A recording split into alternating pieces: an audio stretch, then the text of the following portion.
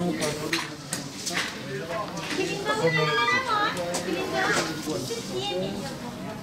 ambisinin sistemdeki adı.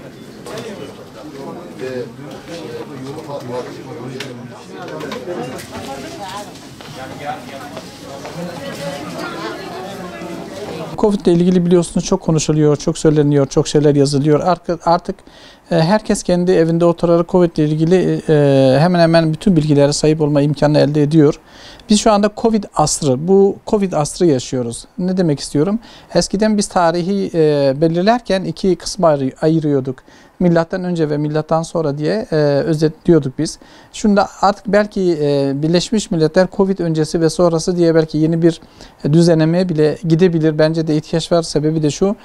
Bu kadar dünyada hayatı her yönüyle bu kadar global bir şekilde eğitimi, transferi, turizmi, sağlığı her yönüyle bu kadar etkileyen başka bir hadise dünyada vuku bulmamıştı. Evet doğru, Covid tarzında daha önce özellikle 1918-1920 yıllar arasında şu anda influenza ve kuş gribi, domuz gribi olarak adlandırdığımız influenza gribine bağlı olarak Avrupa'da 50 milyondan fazla insan öldü. Yani şu anda Covid'e göre çok daha yüksek bir oran. Ama o lokal kaldı. Avrupa'ya lokal olarak kaldı. Fakat Covid'in ondan daha farklı özelliği bütün dünyaya çok hızlı bir şekilde yayılıyor olması ve hayatı her yönüne etkiliyor olması. Bu nedenle dolayı bu kadar çok ehemmiyeti görüldü. Bize gelince Covid ile ilgili olarak biz Aralık ayının ilk başında Türkiye'de en çok fazla pik yapılan dönemdi. Bizde de öyle oldu. Kısaca rakam vermem gerekirse o dönemlerde günlük 350 civarında Covid polikliniğimize başvurular olmuştu. Biz bunun için hastane idaresi, şu andaki hastane yönetimimiz Covid'i daha iyi yönetelim diye ayrı bir monoblok şeklinde bir yer tahsis edildi. Gayet de çok güzel oldu. Hem orada muayene hem de takiplerimizi yapıyoruz Covid ile ilgili olarak. O dönemde Türkiye'de çok yüksek olduğu bizde de öyleydi. Günlük 350 civarında bazen 400 civarında hastamız oluyordu ve bu 350 hastadan 125'inde 130'unda Covid pozitif çıkıyordu. Neredeyse 1/3'den daha fazla, çok yüksek bir orandı. Fakat zamanla alınan tedbirler, özellikle o yüksek oranlardan sonra tedbirler biliyorsunuz geniş tedbirler alındı. Ciddi hayata kısıtlamalar falan yapıldı. Onlara bağlı olarak da çok ciddi düşükler yaşadık. Mesela örnek olarak şu anda biz 350'den günlük 50 hastaya kadar indik. Yani 7 kat daha az hasta bakıyoruz. Yani hasta sayısı 7 kat kadar azaldı. Bununla beraber bizim pozitif sayımız daha fazla azaldı. Günlük 125 pozitiften şu anda günde maksimum 10 tane pozitif hastamız oluyor. Fakat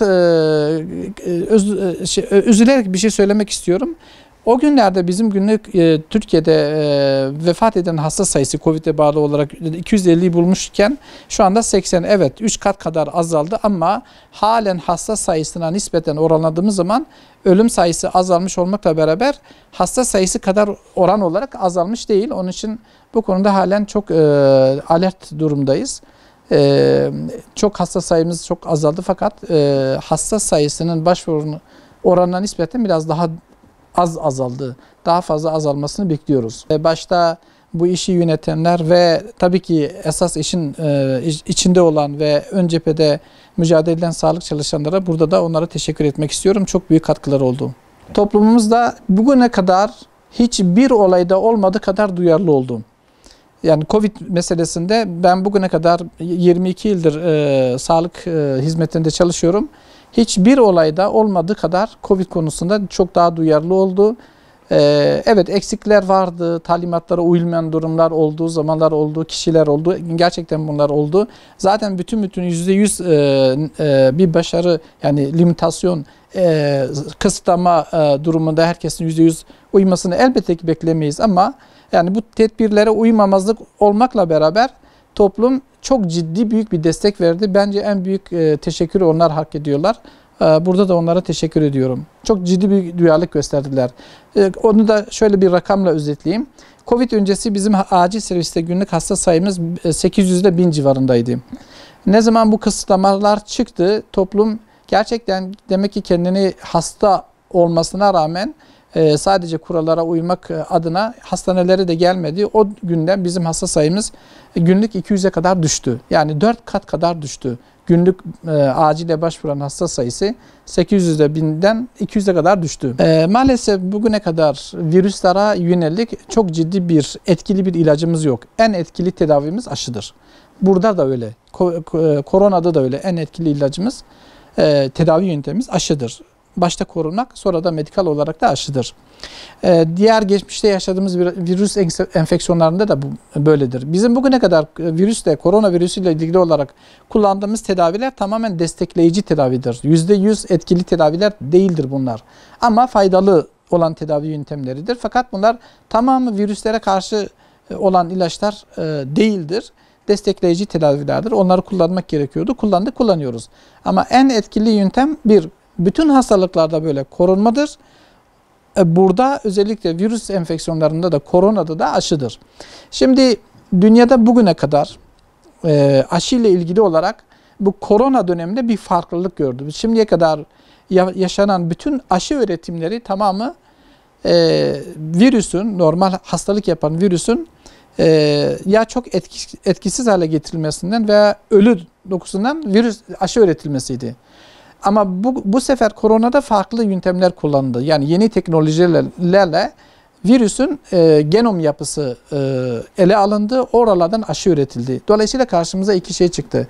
Bir yeni teknolojiyle üretilen aşı, bir de eski bugüne kadar yaşayarak geldiğimiz, üreterek geldiğimiz aşı şekliydi. Daha önce etkisizleştirilmiş virüslerden üretilen aşıların üretimi biraz uzun sürüyor. Çünkü canlı virüse ihtiyacınız oluyor. Virüsün yaşaması için canlı dokuya ihtiyacınız oluyor. Dolayısıyla biraz uzun sürüyor. Ama diğerine nispeten, yeni teknolojiye nispeten daha ucuzdur. Yeni teknolojinin bir özelliği, çok hızlı, yüksek dozda çok miktarda aşı üretebiliyorsunuz. Bu iyi bir şey. Fakat pahalı bir yöntemdir. Taşınması, korunması da pahalıdır. Şimdi ben aşı kesinlikle yaptırılması gerektiğini ben de taraftarıyım. Eğer ciddi bir risk grubu taşımıyorsa, risk grubunda değilse insan, aşıları biz herkese öneriyoruz. Şu anda devletimiz bu aşıyı bize, bu imkanı sunuyor. Elimizde bu var, biz bunu kullanacağız. Yarın öbür gün sistem başka aşı türleri de getirirse onları da kullanırız. Ama elimizde şu anda bu var. Etkinliğiyle ilgili farklı görüşler olmakla beraber ama etkilidir. Bütün etkisiz bir aşı değildir, etkilidir. Dolayısıyla elimizde bu var. Tek yöntem de aşı olduğu için bundan dolayı aşı olacağız. Evet, aşının bazı insanlarda farklı düzeylerde yan etkileri oluyor. Baş ağrısı, ateş, ondan sonra ishal gibi veya ağrı gibi bu tarz diğer aşılarda da, geçmiş aşılarda da benzer şeyler, yan etkiler vardı. Ama biz bunu kesinlikle kullanmasını tavsiye ediyoruz. Kullanıyoruz. Ben kendim de Covid geçirmiş olmama rağmen kullandım. Kısıtlamalar kesinlikle etkili oldu. Zaten verdiğim rakamlarda ortaya çıkıyor bu. 350'den 50 hastaya düştük. Yani bu kısıtlamaların getirdiği şeydir. Bu aşıyla olan bir şey değil. Çünkü biz henüz toplumda bu kadar sayıyı azaltacak bir aşı potansiyelini yakalayamadık henüz. Yani çok yüksek dozda aşı yapmış olsaydık diyecektik ki evet, bunun önemli bir kısmı da aşıya bağlıydı bu azalmalar. Ama o değil. Aşının da mutlaka etkisi vardır. Fakat biz henüz çok yüksek dozlarda aşı, yüksek düzeylerde, oranlarda aşı henüz yapmış değiliz. Toplumumuzun daha çok sayıda insana aşı bekliyor. Aşı geldikçe vurulacak, yapılacak onlar. O ayrı taraf. Evet, aşı azaltır ama en önemli etki toplumun kurallara uymasıdır ve kısıtlamaların olmasıdır. Şimdi ben biraz önce dedim ki bu hayatı her yönüyle global bir şekilde etkileyen bir hastalıktı, bir afet idi, bir pandemi. Dolayısıyla kısıtlamalar olunca tabii ki toplumun çok önemli bir kesimi ekonomik sıkıntılar yaşadı. Bu gerçekten çok dramatik bir şeydir. Devletler de bazı hesapları yaparken kar zarar hesabı yapmak durumundalar. Yani bir tarafta insanları hastalıktan koruyorsunuz, güzel bir şey. Ama diğer tarafta da insanların para kazanması lazım, evine ekmek götürmesi lazım, çocuğunu okula göndermesi lazım, işine devam etmesi lazım. Dolayısıyla bu dengeyi yakalamak adına bazen farklı, yani hoşumuza gitmese de veya çok da hoşumuza gitse de bazı kısıtlamalar olacak. Zorumuza da gitse bazı kısıtlamalar olacak. Bir de hayat her yönüyle etkilendiği için işte biz görüyoruz yani esnafı, çalışanı, özellikle hizmet sektöründe insanlar çok ciddi sıkıntı çekiyorlar. Tabii ki idareciler de, devleti yöneten insanlar da bunu görüyor, görmüyor değil. Onların da kulaklarına seslerine kulak vermek istiyor ki herhalde böyle bir yönetime gitti. Ama şöyle güzel bir tarafı var, kademeli bir normal hayata geçiş sağlanacak. Hatta bölgelere, renklere ayrıldı. Bu da şunu gösteriyor. Hangi bölge veya hangi şehir kendini iyi korursa o normal hayata daha çabuk geçecek. Yani devlet bir nevi de insanları birbirine yarıştırıyor. Bu da güzel bir şey. Toplu olarak, global olarak her yeri aynı anda aynı sistemi uygulamadı. Kademeli olarak kim hangi dönemde ne kadar kendini iyi yaparsa, bu konuda kurallara uyum sağlarsa o kadar hayat erkenden o bölgede normale dönüşecek. Buna da ihtiyaç var. İnsanların çalışmaya da, para kazanmaya da, evine ekmek götürmeye de, çocuğunu okula göndermeye de, normal işini devam etmeye de ihtiyacı var.